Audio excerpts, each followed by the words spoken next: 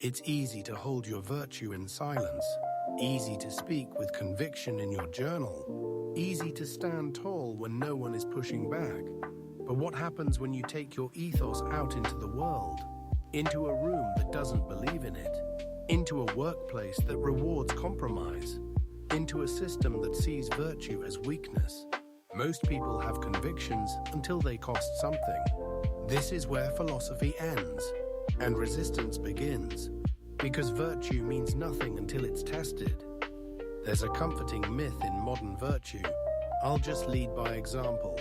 I'll live quietly, stay neutral, avoid conflict. But neutrality is not always peacekeeping. Sometimes it's cowardice in a clean outfit. Integrity isn't passive. Discipline doesn't mean silence. Courage doesn't mean absence. Resilience doesn't mean disappearing. If your virtue only works in solitude, it's not integrated, it's insulated. And insulated virtue doesn't change anything. Not the room, not the culture, not the world, not even you. Let's start with what it means to resist. Resistance doesn't mean rebellion for rebellion's sake. It means refusing to betray yourself even when it's easier. Resistance looks like saying no when yes would please, telling the truth when silence would protect you, holding discipline in a culture of decay. It means staying aligned when the room tilts against you. Most people shapeshift. They fold to fit in, or perform to stand out. But Aevitas says, stand firm without flinching, without performing. Let the world conform to your virtue, not your virtue to the world.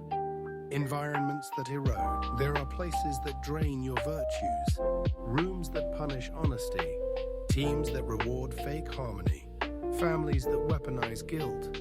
And if you're not aware, you will shrink to survive them. You'll smile when you should speak. You'll laugh when you should leave. You'll say, it's fine, until you don't recognize yourself. Resistance starts by naming the terrain. Not every room deserves your full self, but every room reveals where your virtue is strong and where it's still performative. Courage in the friction. So how do you hold your virtue when it's costly? You choose small acts of resistance. Speak one true thing today. Set one boundary where you usually stay silent. Refuse one expectation that violates your ethos, not with arrogance, not with performative rebellion, but with clear, quiet strength. Courage in resistance isn't explosive.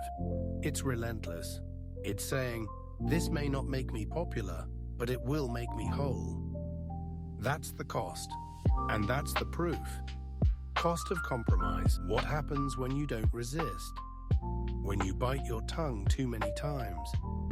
When you abandon your values to blend in? First, it feels like survival.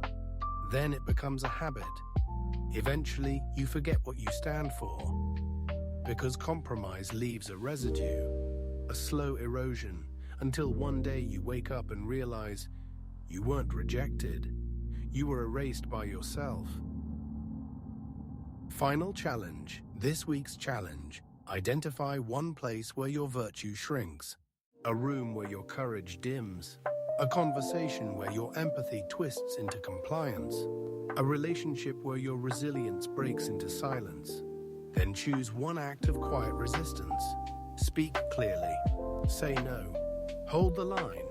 And remember, this isn't rebellion. It's fidelity to your values, to your ethos, to the version of you that refuses to fold. This is the Mastery Scrolls. Virtue isn't tested in theory, it's proven in resistance.